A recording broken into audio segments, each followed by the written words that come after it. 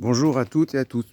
Bon, ceci est la sixième vidéo concernant la tentative de restauration de ma Corolla. Donc, on va voir deux choses aujourd'hui. Au niveau des points d'ancrage, la bonne nouvelle, bon, donc pour ceux qui me suivent sur le forum Japan Car, voilà, donc là, voilà, j'ai enlevé la tâche. Voilà, donc apparemment en enlevant, bon, temporairement, en tout cas, voilà, en enlevant un peu le goudron, enfin ce qui est clair, c'est qu'il n'y a pas de longeron là. Idem là-bas. Voilà, donc cette partie, finalement, c'est pas bien méchant, voire ça sera repris plus tard. Voilà, bon, après le reste est vraiment très très bien. Maintenant, pour en revenir, le problème du tour de pare-brise, où là c'est vraiment le vrai casse-tête. Donc là déjà, premier point, j'ai donc enlevé le cache là, j'ai enlevé les essuie-glaces. Donc déjà, comme je l'avais dit sur une première vidéo, donc merci de voir éventuellement, il y avait la première vidéo que j'avais fait, je crois c'était en septembre, la partie numéro 1.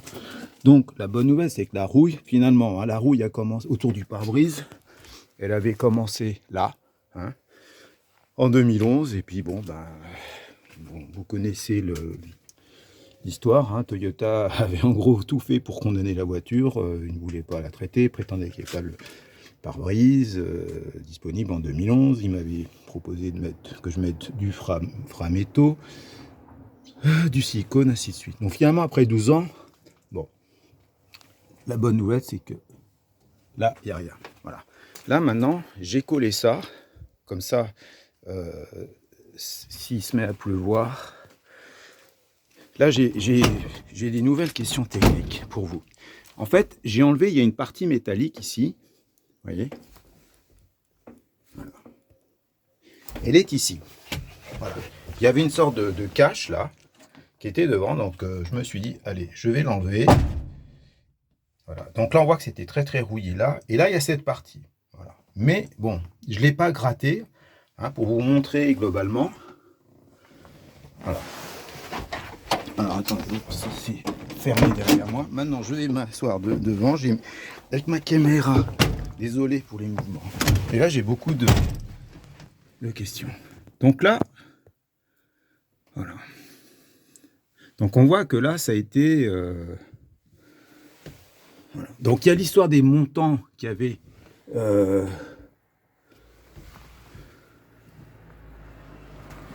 commencé à rouiller. Par exemple, on voit là sur le toit, ça avait commencé... ça avait percé. J'avais mis, là, c'est le silicone. Il y en avait un peu qui est sorti là. Voilà.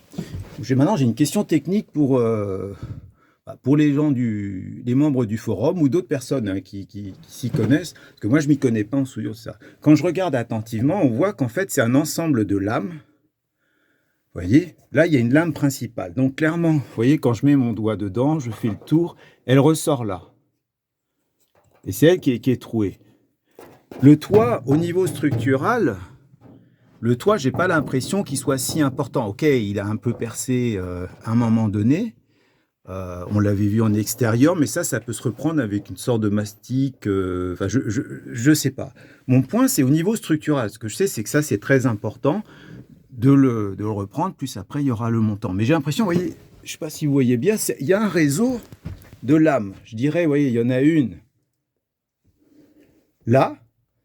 Elle s'arrête là. Puis après, ils mettent en sandwich celle-ci, qui apparemment sort et s'arrêterait peut-être là, ressort derrière. Et il y en a une autre. Et j'ai l'impression que tout ça, en fait, ça a dû être... Est-ce que c'est soudé au niveau électrique? Voilà. Celle qui est la plus endommagée, je dirais, c'est celle du milieu. Là.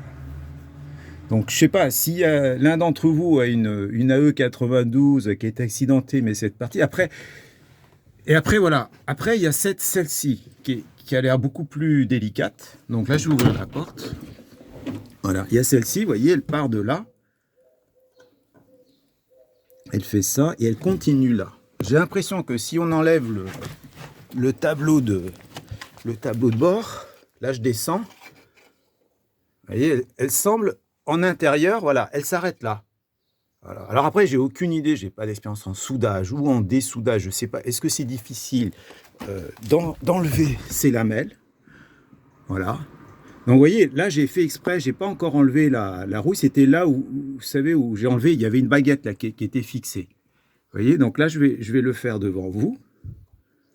Vous voyez, hop, voilà. Ouais. Je la pose ici. Et après on regarde derrière. Vous voyez, donc après on sait que ça a rouillé par là, tout ça, mais j'ai l'impression que c'est un assemblage, voilà. Donc si certains d'entre vous auraient des idées, parce que moi je me dis, ou vous voyez, si je me risque, ou il faut que je paye quelqu'un, je ne sais pas comment on peut faire pour enlever le pare-brise, de reprendre, il y a peut-être des endroits, effectivement, c'était un peu perforé, mais j'ai l'impression que, soit vraiment, si vous pouviez me conseiller, me dire, ou voir si quelqu'un sur Toulouse, moi je suis prêt à le payer, ou voir, déjà, première question technique, est-ce que c'est difficile à dessouder ça? J'ai l'impression qu'elles ont été collées et soudées au niveau électrique. Je ne sais pas. Est-ce que ça c'est difficile ou vaut mieux qu'on laisse tomber cette idée? Vous voyez, désassembler, voire, vous voyez, d'enlever là. Mais en fait, moi, voilà, je pense qu'il faut être quand même, faut reconnaître que depuis 11 ans, j'ai quand même réussi un peu à la protéger, sinon elle aurait dû être perforée de partout. Mais là maintenant, vous voyez, on y voit vraiment, vraiment. Mais bon, je suis désolé, hein, je suis pas. Voilà. Donc j'ai enlevé cette pièce. Voilà. Mais moi je vois pas de grosses perforations. Donc après, où est-ce qu'on peut glisser après un liquide chimique qui va durcir, quitte à mettre une barre, je sais pas. Je suis vraiment ouvert à tout. Sinon, pour la petite. Ah bah tiens, il y a notre soleil toulousain qui arrive. Donc là on voit les fissures, sinon, hein, ouais, bon, elle progresse, hein, là, elle continue là. Ouais, bon, je peux encore la conduire. Voilà, donc c'est vraiment si vous pouviez me conseiller, m'apprendre, ou voir si quelqu'un, parce qu'après le problème c'est que de toute façon, bon, la voiture elle a un contrôle technique qui est valable jusqu'en juin 2024.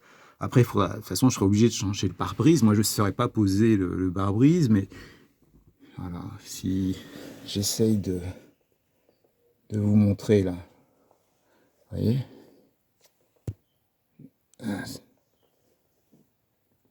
Moi, j'ai l'impression que, voilà, il y a... Bah, écoutez, merci pour... merci si vous pouvez vraiment m'aider, me conseiller, voir... parce que sinon, après, le moteur, il marche super bien. Et puis, en bas, voilà, hein, la belle est bonne. Voilà. Sinon, en parallèle, hein, comme je disais sur le forum, hein, on a acheté cette Corolla hybride, la 2020. Donc, vous voyez, hein, c'est deux univers, 30 ans d'écart. Et celle-là, voilà, quoi. C'est... Enfin... Bon, allez, merci.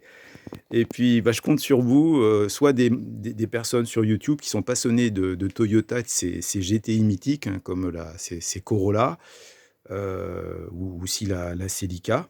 Et puis sur le forum, encore un grand merci à des membres, hein, sur le forum Japancar, japancar.fr. Hein, donc il y a des membres, soit en privé, soit sur le fil de discussion. Voilà quoi. Parce que sinon, tout le reste est vraiment bon. Voilà. Donc là, vous voyez, j'ai ouvert le truc. Donc voilà, il y a un petit début de rouille. Ça, c'est pas méchant, quoi. En fait, ça, c'est idem de... Vous voyez, de l'autre côté. Voilà. Vraiment un grand merci. Grand merci. Puis je compte sur vous.